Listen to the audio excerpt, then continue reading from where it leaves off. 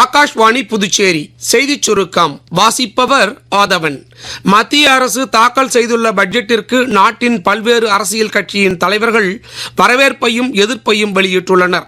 தமிழக மக்கள் பயனடையும் வகையில் பல்வேறு திட்டங்களை கொண்டுள்ள இந்த வரலாற்று சிறப்புமிக்க பட்ஜெட்டை அளித்துள்ள பிரதமருக்கும் மத்திய நிதியமைச்சருக்கும் மனமார்ந்த நன்றியை தெரிவித்துக் கொள்வதாக மத்திய தகவல் ஒலிபரப்புத்துறை இணையமைச்சர் டாக்டர் எல் முருகன் கூறியுள்ளார்.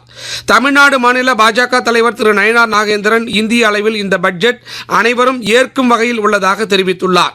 மக்கள் நலன் சார்ந்த திட்டங்களை உள்ளடக்கி சமர்ப்பிக்கப்பட்டுள்ள மத்திய பட்ஜெட்டை பெரும் மகிழ்ச்சியுடன் புதுச்சேரி லட்சிய ஜனநாயக கட்சியின் சார்பாக தாம் வரவேற்பதாகவும், தாதுக்கள் வளம் நிறைந்த தமிழ்நாடு, கேரளா, ஆந்திர பிரதேசம் தாது வழித்தடங்கள் அமைக்கப்படும் என்ற அறிவிப்பு நாட்டின் தொழில் வளர்ச்சிக்கும் பொருளாதார தன்னிறைவுக்கும் அடித்தளமாக அமையும் என்றும், புற்றுநோய்க்கு தரப்படும் 17 வகை மருந்து வகைகளுக்கு விலக்கு அளிக்கப்படும் என்பது ஏழை மக்களுக்கு பயனுள்ளதாக இருக்கும் என்றும், விவசாயிகளுக்கு செயற்கை நுண்ணறிவு கருவிகள் வழங்கப்படும் என்ற திட்டம் விவசாய புரட்சியின் அடையாளம் என்றும் அக்கட்சியின் தலைவர் திரு ஜோஸ் சார்லஸ் மார்டின் வரவேற்றுள்ளார்.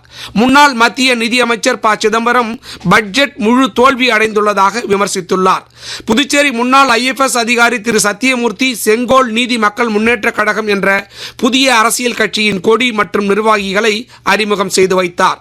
புதுச்சேரி தாவரவியல் பூங்காவில் வேளாண் விழா மற்றும் 36வது மலர்காய் கனி கண்காட்சி கடந்த 30ஆம் தேதி தொடங்கி நிறைவுற்றது. விவசாயத்துறை அமைச்சர் திரு தேனி ஜெயக்குமார் அதிக பிரிவுகளில் பரிசுகள் பெற்ற ஆணுக்கு மலர் ரோஜா, பெண்ணுக்கு மலர் ராணி பட்டம் வழங்கினார். வேளாண் துறை செயலரும் இயக்குநருமான திரு சௌத்ரி முகமது யாசின், வேளாண் இயக்குநர் திரு ஜெய்சங்கர், தோட்டக்கலை பிரிவின் இணை இயக்குநர் திரு சண்முகவேலு உள்ளிட்ட பலர் பங்கேற்றனர். இந்திய விமானப்படையின் கிழக்கு பிராந்திய பிரிவு தளபதியாக ஏர் மார்ஷல் இந்தர்பால் சிங் வாலியா பொறுப்பேற்றுக் கொண்டார். ஆசிய துப்பாக்கிச் சுடும் போட்டி புதுடெல்லியில் இன்று தொடங்கி இம்மாதம் 14ஆம் தேதி வரை நடைபெறுகிறது.